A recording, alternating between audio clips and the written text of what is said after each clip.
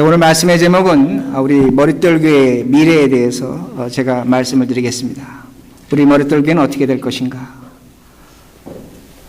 저희 부부가 저희 집사람하고 저하고 여러분 기억하시겠지만 지난 16일부터 20일까지 그 미국 장로교에서 스칼라십을 줬습니다. 그래서 저희 두 부부를 그 플로리다의 세인트 피터스버그에 초대해서 교육을 받게 했습니다. 그때 약 500명의 미국 전역에서 리더들이 다 모였습니다. 한국분은 7명이 모였었습니다. 그곳에서 우리들은 여러 가지 이야기도 하고 교육도 받았습니다. 근데 모인 이유는 딱 하나입니다. 이 세상이 너무나 급변하고 있다는 겁니다. 변하고 있다는 겁니다. 이 변하는 세상 속에 교회는 어떻게 선교할 것인가? 교회는 어떻게 성장할 것인가? 목사는 어떻게 목회할 것인가? 교인들은 또한 어떻게 신앙생활할 것인가에 대한 그런 질문과 토론과 교육이 있었습니다. 그 중에 강사 목사 한 사람이 나왔는데 제가 이름은 잊었는데 교회 이름이 솔로몬 소파입니다. 솔로몬 소파. 그러니까 우리 소파 있죠? 교회 이름이 솔로몬의 소파예요. 근데 그 교회 사진을 보여주는데 그 교회가 전통적인 교회당을 하나 샀습니다. 퓨가 있는 그런 교회당을 샀는데 그 퓨를 다 걷어냈습니다. 걷어내고 그 교인들이 집에 있는 소파를 다 하나씩 갖고 온 겁니다. 그래서 소파를 놓고 예배를 드리는 겁니다. 개도 데리고 옵니다. 어떤 사람은 설교하다가 나가서 물 마십니다. 가정집에서 예배 드리는 그런 형태의 그 교회당을 소개해 준 것을 제가 봤습니다. 이제는 교회가 트랜스포밍, 변하고 있습니다. 바뀌어지고 있습니다. 그러게 이 시대에 우리 머릿돌 교회가 어떻게 될 것인가, 우리는 어떻게 신앙생활을 할 것인가를 오늘 말씀을 통해서 제가 간략하게 말씀드리겠습니다. 여러분 아마 밀레의 만종이라는 그림을 기억하실 것입니다. 제가 어렸을 때마다 가는 이발소가 있는데 그 이발소에 항상 그 만종의 그림이 있었습니다. 그 참 어린 나이지만 그 그림을 감명 깊게 봤습니다.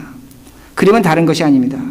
젊은 남녀 부부가 하루 일과를 마치고 석양이 지는 그 해를 받으면서 교회 종소리가 들려오고 있습니다.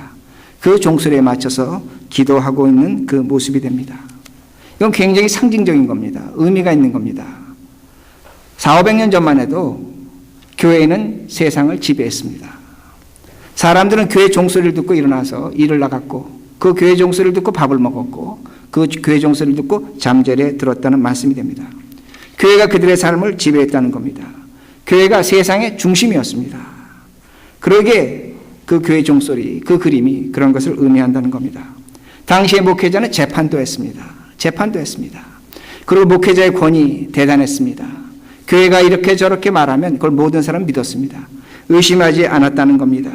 교회 가르침이 진리였다는 겁니다. 그러게 당시의 사람들은 세례받고 죽을 때까지 교회 안에서 살았습니다. 이것을 소위 농경시대의 교회라고 그렇게 말하고 있습니다. 그러나 그 시대가 끝이 납니다. 영국에서 산업혁명이 일어납니다. 증기기관이 발달됩니다. 그러면서 공장이 생깁니다. 많은 사람들이 도시로 모여들게 됩니다. 같은 직장에 있는 사람들이 같은 사람들이 모여듭니다. 또한 그런 산업이 발달하다 보니까 빈부의 차이가 생기는 겁니다. 과거엔 다 가난했습니다. 그러나 그렇지 않다는 겁니다. 부자들끼리 모여 살고 가난한 사람들끼리 모여 산다는 겁니다. 돈이 중요해졌습니다. 물질이 중요해졌습니다. 그러다 보니까 사람들이 하나님보다 물질을 찾기를 시작합니다. 소위 자본주의가 등장한다는 말씀이 됩니다. 그러면서 사람들의 관심이 교회에서 멀어지기 시작합니다. 교회가 인생의 중심이 아니라는 겁니다. 삶의 중심이 아니라는 겁니다. 교회는 하나의 부속기관으로 전락해버리는 것을 우리들이 알게 됩니다. 사람들은 세상 나가서 같은 친구끼리 만납니다. 교제합니다. 세상의 법이 지배하기 시작합니다. 그러면서 교회는 점차로 약화된다는 말씀이 됩니다. 이것이 소위 말하는 산업시대가 됩니다. 그러나 1940년에 들어와서 TV가 발명됩니다. 전화가 나타납니다.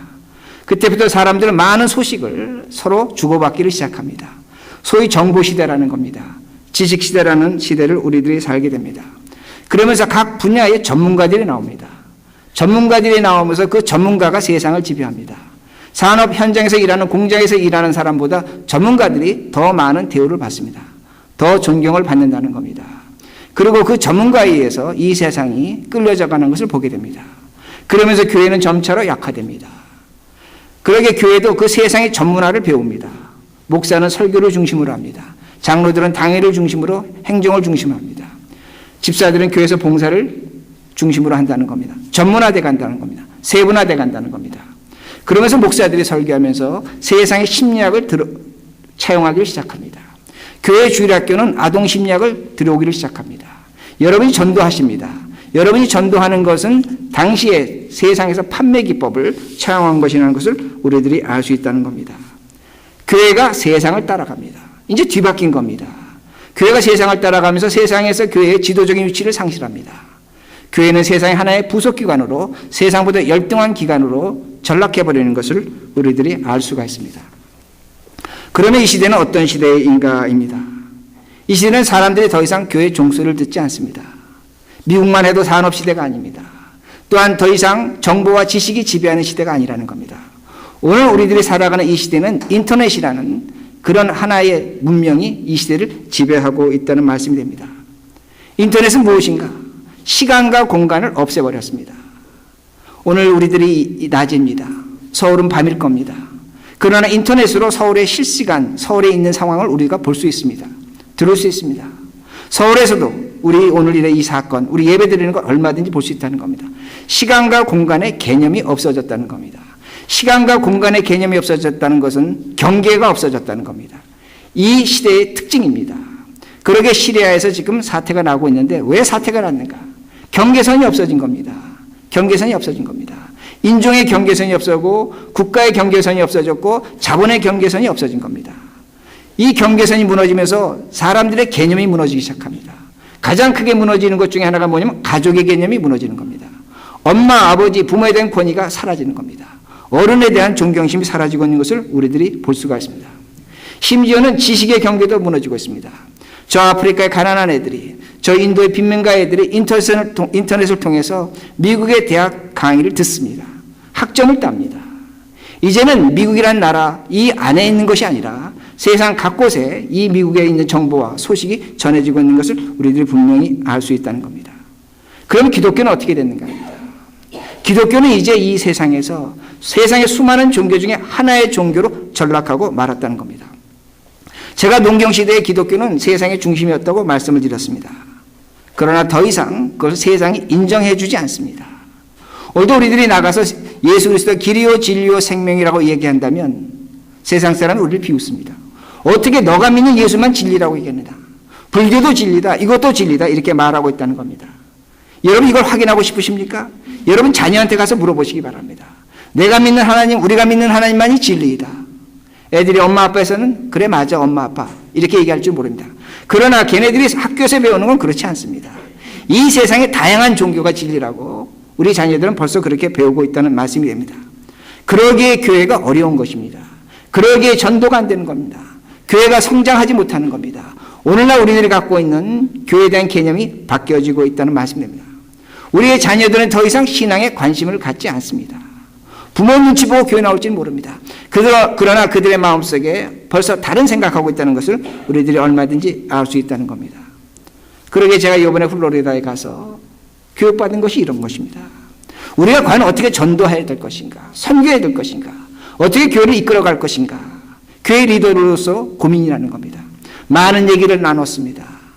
그러나 제 자신 거기 사실 참석했지만 그렇게 뾰족한 해답을 저도 듣지는 못하고 왔습니다. 그러나 저는 이렇게 생각합니다. 과거의 전도와 선교, 교회 성장 중요했습니다. 그러나 이 시대는, 새로운 시대는 바뀌어져야 된다는 겁니다. 변화해야 된다는 말씀입니다. 다시 말씀드린다면 이제는 특정한 아주 오지 지역, 정말로 사람이 가서 특별한 몇 개의 지역을 빼놓고는 인터넷이 들어갑니다. 복음을 듣습니다. 이제는 사람들이 교회 안 나오는 사람이라고 할지라도 한국에서 온갖 세계의 설교를 들을 수 있다는 겁니다. 이 시대에 우리들이 그리스도인으로서 어떻게 살아야 할 것인가입니다. 제가 어떻게 보면 여러분에게 비관적인 말씀을 드렸을지도 모릅니다.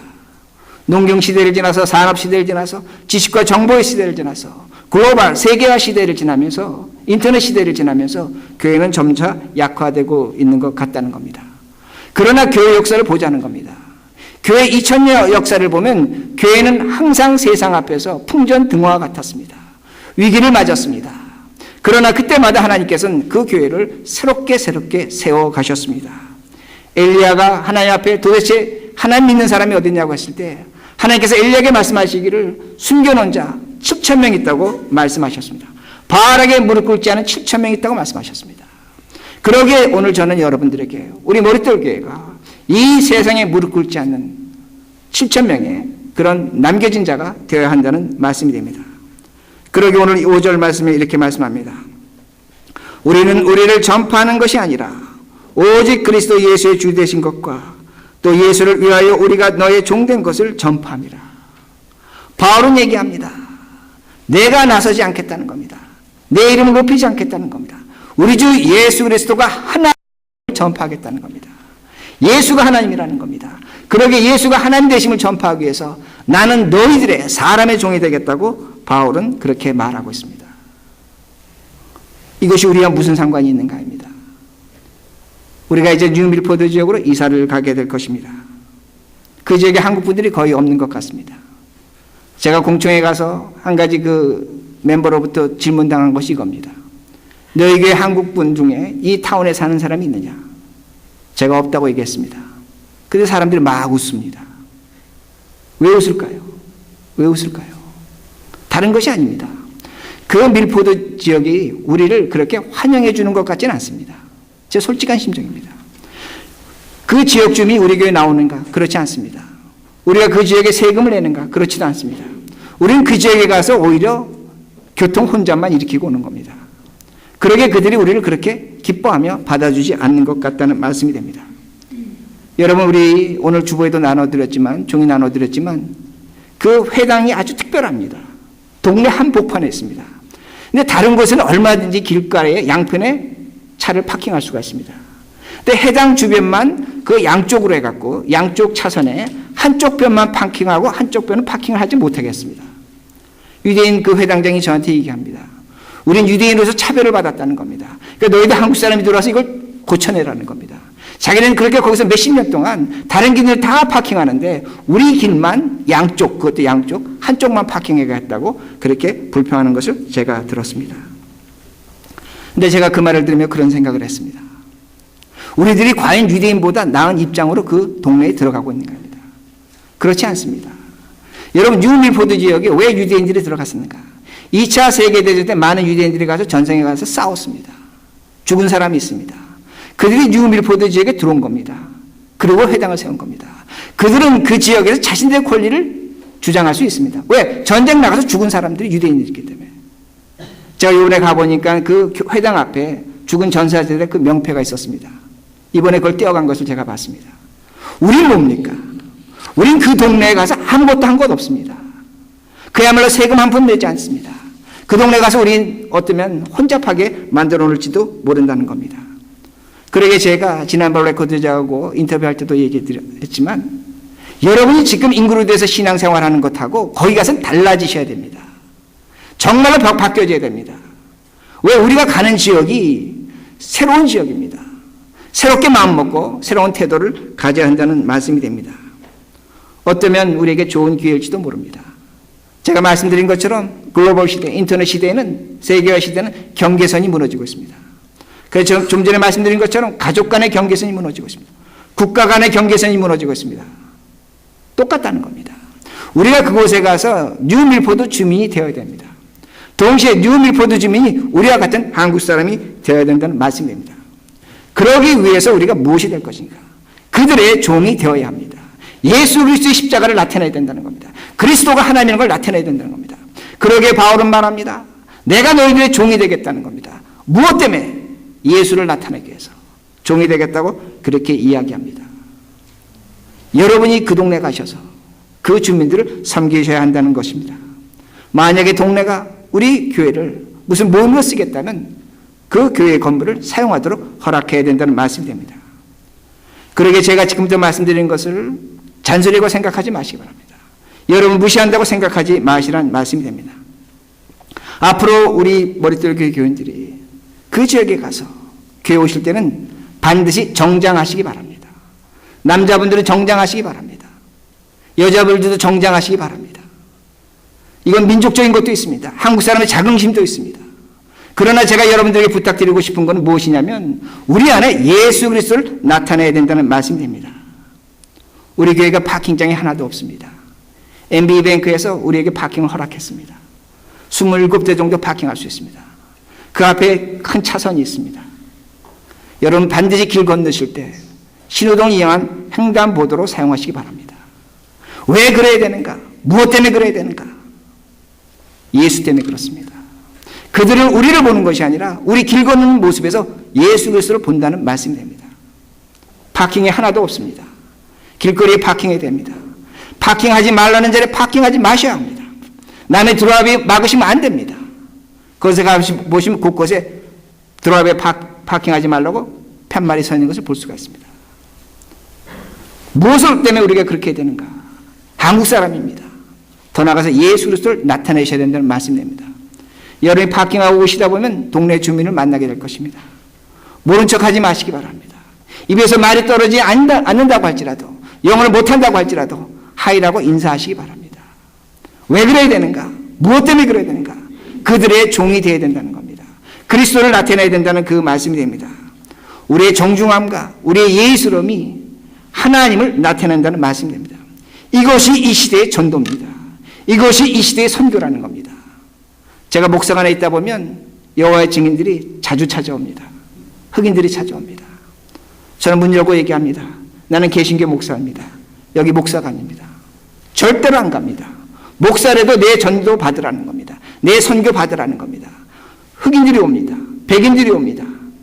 그러나 안 떠납니다. 여러분에게 이런 전도의 열정이 있습니까? 이런 선교의 열정이 있는가입니다. 뉴밀포드 사람 백인들인데 무슨 전도하고 무슨 선교합니까? 그렇지 않습니다. 우리를 통해서 예수 그리스도를 얼마든지 나타낼 수 있다는 말씀이 됩니다. 이러한 태도에서 하나님의 능력이 나타납니다. 그리고 7절에 이렇게 말씀이 나옵니다. 우리가 이 보배를 질그릇에 가졌으니 이는 심히 큰 능력은 하나님께 있고 우리에게 있지 아니함을 알게 하려 함이라. 우리가 이 보배를 질그릇된 예수 그리스도에게 있다고 말씀합니다. 질그릇은 금그릇도 은그릇도 아닙니다. 한 번 써서 버리는 그 그릇에, 그 질그릇에 예수 그리스도 하나님의 능력이 있다고 그렇게 말씀하고 있습니다. 제가 이 시대 글로벌 시대, 세계화 시대라고 그렇게 말씀드렸습니다. 이 시대의 특징은 뭐냐? 사람들이 수많은 정보를 받습니다. 인터넷에 앉으면 정말로 수많은 정보를 받습니다. 근데 이 시대에 한 가지 병이 생겼습니다. 수많은 정보로 인해서 많은 사람들이 외롭습니다. 인터넷을 통해서 페이스북을 통해서 친구들은 많습니다. 근데 만나서 이야기하는 사람은 없습니다. 그러니까 인터넷 많이 하면서 그 글로벌 시대가 되면서 특징 중에 하나가 뭐냐면 우울증입니다. 많은 사람들이 우울합니다. 그러나 우리는 그렇지 않습니다. 그래도 오늘 우리 이렇게 같이 예배드리고 서로 웃으며 교제합니다. 예배 끝나면 우리 같이 올라가서 식사합니다. 얼마나 귀한 영혼의 쉼의 공동체가 우리 머릿돌 교회인가입니다. 여러분은 어떤 면에서 이민산의 삶을 살지만 그렇게 외롭진 않습니다. 그래도 전화할 사람이 있는 겁니다. 그러나 우리 많은 동포들은 그렇게 살지 못합니다. 일주일 내내 일합니다. 영원히 쉬지 못합니다. 누구하고 따뜻하게 이야기하지 못합니다. 술로 지내는 사람들이 있습니다. 약으로 지내는 사람들이 있습니다. 오늘 우리 가운데, 우리의 삶 가운데, 우리 주변 가운데 자신의 영혼을 쉬지 못하는 사람들이 있다는 말씀이 됩니다. 그러기에 이 글로벌 시대에 가장 중요한 것이 무엇인가? 사랑이라는 겁니다. 오늘 제가 이렇게 사랑을 얘기했을 때 우리 스스로가 이렇게 얘기합니다. 내가 과연 누구를 사랑할 수 있습니까? 내가 어떻게 사랑할 수 있습니까? 그렇게 질문한다는 그 말씀이 됩니다. 그러나 사랑은 다른 것이 아닙니다. 사랑은 질그릇에 있습니다. 천한 곳에 있습니다. 낮은 곳에 있습니다. 깨지는 곳에 있다는 겁니다. 우리들이 새 장소로 이전해서 무엇을 할 것인가? 질그릇이 되어야 한다는 말씀이 됩니다. 우리 머릿돌 교회가 가게 되면 분명히 예배가 바뀔 겁니다. 교육이 바뀔 것이고 봉사가 바뀔 것이고 여러 가지 변화가 분명히 있을 것입니다. 그때마다 우리는 아마 이렇게 질문할 것입니다. 이것이 우리에게 어떤 유익이 될 것인가? 이것을 우리에게 온전하게 할 것인가? 이것으로 인해서 우리 교회가 어떤 힘을 얻을 것인가? 우리는 아마 그렇게 질문할지 모릅니다. 우린 그런 생각하며 우리 사역을 시작할지도 모릅니다. 그러나 만약에 우리들이 이런 생각한다면 우리는 금그릇입니다. 우리는 은그릇입니다. 깨어질 질그릇은 아니라는 겁니다. 여러분이 정말로 질그릇이라면 교회 봉사와 헌신과 교육이 어디에 초점 맞춰주는가? 다른 것이 아닙니다. 이 세상에 오늘도 아픔을 당하는 사람이 있습니다. 상처를 입은 사람이 있습니다. 그 영혼이 쉬지 못하는 사람들이 있습니다. 이제는 우리들이 그들에게 초점을 맞춰야 된다는 겁니다. 우리가 그들에게 예수 그리스도를 나타내야 된다는 겁니다. 우리가 그들의 종이 되어야 된다는 말씀이 됩니다.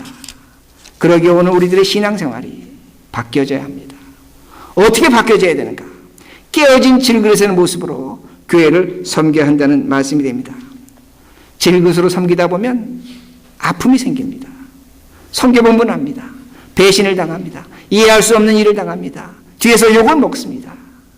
그러나 그것이 지극히 당연한 겁니다. 왜? 예수 그리스도는 질그릇으로서 십자가에 못 박혀 죽으셨기 때문입니다.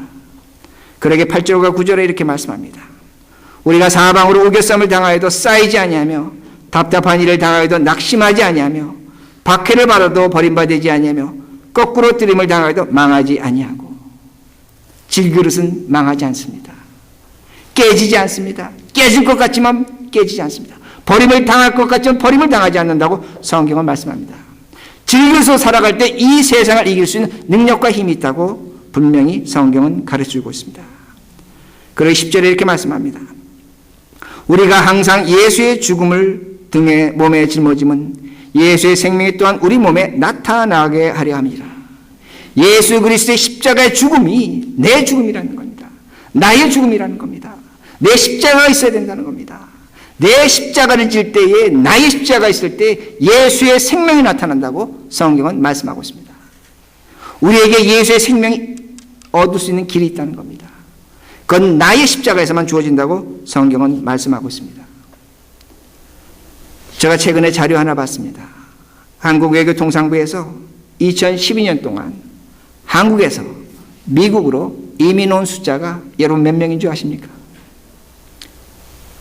445명입니다. 저도 처음에 믿지를 않았습니다. 이건 뭐 잘못된 거다. 근데 제가 다시 봤습니다. 1986년에 3548명이 이민을 왔습니다. 한 3만 6천 명가량 온 거죠. 1986년에. 그런데 26년이 지나서 이민이 98.5%, 99%가 줄은 겁니다. 그러니까 이 시대는 이민 오지 않는 시대입니다. 이민 오지 않습니다. 그 대신 이곳에 오셔서 영주권을 취득한 사람이 한 10,000명 정도라고 그렇게 이야기합니다. 여러분, 우리가 구입한 회당 여러분 잘 아십니다. 그 지역의 유대인들이 다 이사 나갔습니다. 그걸 지탱하지 못했습니다. 유지하지 못했습니다. 그러기에 우리에게 팔았다는 겁니다. 제가 여러분에게 질문합니다. 우리 1세 교회 수명이 몇 년이 될 것 같습니까? 몇 년이 될 것 같습니까? 제가 왜 이런 사실을 알면서도 이 머릿돌 교회가 그 성전을 구입했는가입니다. 우리 머릿돌 교회도 이 이민교회도 1세 교회도 10년, 20년 안에 이런 일이 생기지 않는다고 장담을 못한다는 겁니다. 그런데 우리에게는 자체 건물이 필요하다는 겁니다. 무엇 때문에 필요한가입니다. 무엇 때문에 필요한가? 우리 때문에 필요한가? 그렇지 않습니다. 여러분의 자녀 때문에 이것이 필요한 겁니다. 우리의 자녀들 2세, 3세들 때문에 교회가 필요하다는 말씀이 됩니다. 미국 사회에서 최근에 여러분들 신문 보시면 가장 잘 나오는 단어 중에 하나가 뭐냐면 트랜스폼입니다. 변화입니다. 개혁입니다.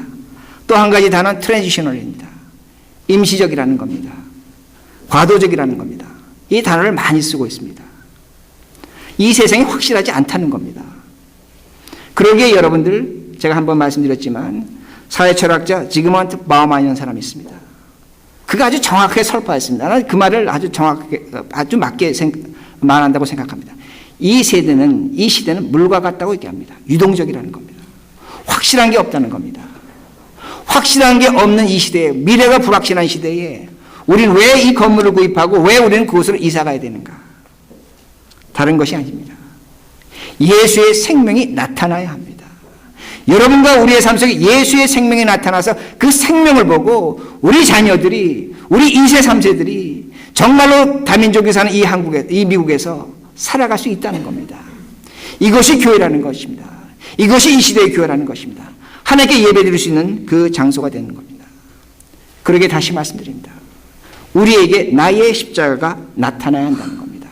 십자가만이 예수의 생명이고 십자가만이 하나님의 능력입니다. 자, 이 말씀을 준비하면서 십자가를 묵상했습니다. 근데 제 마음속에 이런 생각이 들었습니다. 예수님이 골고다에 언덕에 십자가에 박히셨습니다. 높은 언덕입니다. 예수님 그 높은 언덕에 또 십자가 올라가 계셨습니다. 뭘 보셨을까? 십자가에서 발밑을 보셨을 것입니다. 동시에 하늘을 보셨을 것입니다. 발밑에 무엇이 있었을까? 자신을 조롱하고 욕하고 자신을 죽이려고 하는 사람, 창을 두고 찌를 사람이 있었을 것입니다. 원수들이 있었을 것입니다. 핍박하는 사람들이 있었을 것입니다. 그러나 그 주님이 십자가에서 저 하늘을 바라볼 때 하나님 아버지가 계셨습니다. 부활이요 생명이요 능력의 할아버지가 그 십자가에서 볼 수 있었다는 말씀이 됩니다. 이것이 십자가의 신비라는 겁니다. 이것이 십자가의 능력이라는 겁니다. 그러게 여러분들 십자가가 두려우십니까? 두려울 수 있습니다. 여러분의 발밑을 보면 두렵습니다. 그러나 여러분이 십자가를 지시고 하늘을 바라보신다면 그건 하나님의 능력의 영광이 우리에게 분명히 나타난다는 말씀이 됩니다. 이것이 십자가의 이중성입니다. 제가 좀 전에 우리 자녀들 말씀드렸습니다. 여러분 한번 생각해 보시기 바랍니다.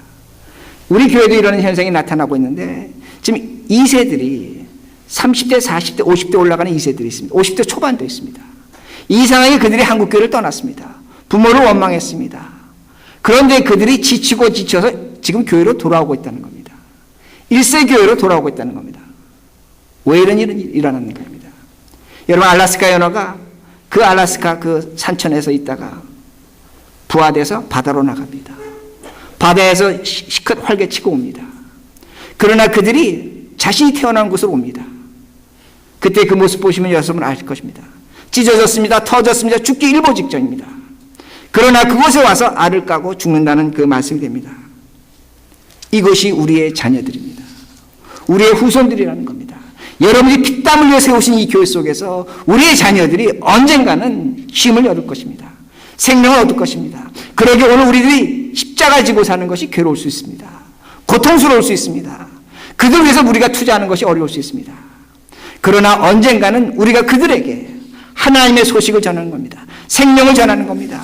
구원의 소식을 전할 수 있다는 그 말씀이 됩니다. 이것이 십자가입니다. 우리가 새로운 교회 가면 이 교회는 여러분에게 많은 의무를 요구할지도 모릅니다. 더 많은 헌신을 요구할지도 모릅니다. 힘들지도 모른다는 겁니다. 그것은 여러분의 발밑의 사건입니다. 그러나 여러분이 다시 한번 저 하늘을 바라본다면, 십자가에서 하늘을 바라본다면 내가 수고하고 애쓰는 것에 대한 하나님의 보상과 영광이 있는 겁니다. 우리에게 주어질 축복이 있는 겁니다. 하나님만이 주실 수 있는 복이 우리에게 기다리고 있다는 말씀이 됩니다. 이것이 십자가에서 예수의 생명이라는 말씀이 됩니다. 제가 말씀을 마칩니다. 많은 사람들이 십자가를 지고 인생길을 떠났습니다. 그 십자가는 무겁고 큰 것이었습니다.